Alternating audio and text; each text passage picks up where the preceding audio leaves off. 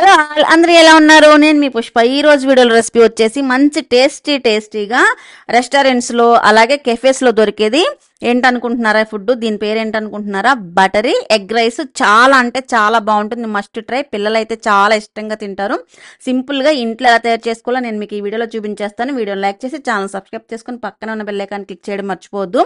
ఈ buttery egg rice కోసం ముందుగా మనం స్టవ్ వెలిగించుకొని ప్యాన్ పెట్టి కొద్దిగా ఆయిల్ వేసి, ఆయిల్ హీట్ అయిన తర్వాత 2 గుడ్లను బాగా బీట్ చేసుకోవాలి.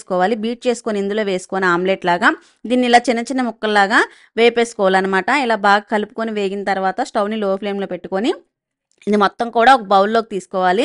చాలా సింపుల్గా ఉంటుంది కానీ టేస్ట్ మాత్రం అద్దరిపోతుంది, మస్ట్ ట్రై. ఇప్పుడు ఇదే ప్యాన్లో 2 బటర్ క్యూబ్స్ కూడా వేసుకోవాలి. ఈ బటరీ ఎగ్ రైస్కి కంపల్సరీగా బటర్ మస్ట్గా వేయాలన్నమాట. ఈ బటర్ వేసుకొని ఈ బటర్ కరిగిన తర్వాత మనం ముందుగా చాప్ చేసి పెట్టుకున్న గార్లిక్ వేసుకోవాలి. నేను 1 టేబుల్ స్పూన్ వెల్లుల్లి ముక్కలు వేసాను.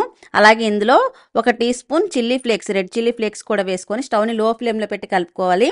మీరు ఇక్కడ మిక్స్డ్ హెర్బ్స్ కానీ లేదంటే ఆరిగానో కానీ కూడా యాడ్ చేసుకోవచ్చు. నేను అవేం వేయలేదు, మనకి ఇంట్లో అవైలబుల్గా ఉండవు కాబట్టి. ఉంటే మీరు అవి కూడా వేసుకోవచ్చు, ఇంకా బాగుంటుంది టేస్ట్.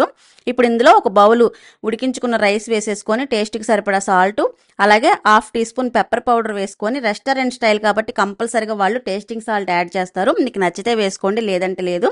మీకు నచ్చితే అది కూడా వేసుకొని ఆ తర్వాత మనం ఫ్రై చేసుకున్న ఎగ్ కూడా వేసేసుకొని ఒకసారి బాగా కలిపి స్టవ్ ఆఫ్ చేసుకొని వేడిగా సర్వ్ చేసుకున్నారంటే నిజంగా టేస్ట్ అద్దరిపోతుంది, మస్ట్ ట్రై. కంపల్సరీగా ట్రై చేయండి. రెస్టారెంట్కి వెళ్ళే పని లేకుండా, కెఫేస్కి వెళ్ళే పని లేకుండా ఇంట్లో చాలా ఈజీగా చేసేసుకోవచ్చు. పిల్లలైనా పెద్దవాళ్ళైనా ఎవరైనా చాలా ఇష్టంగా తింటారు. పైన ఇలా బటర్ క్యూబ్ పెట్టుకొని స్మోకీ ఫ్లేవర్తో తింటే నిజంగా ఆ టేస్ట్ వర్ణించలేము, అంత బాగుంటుంది.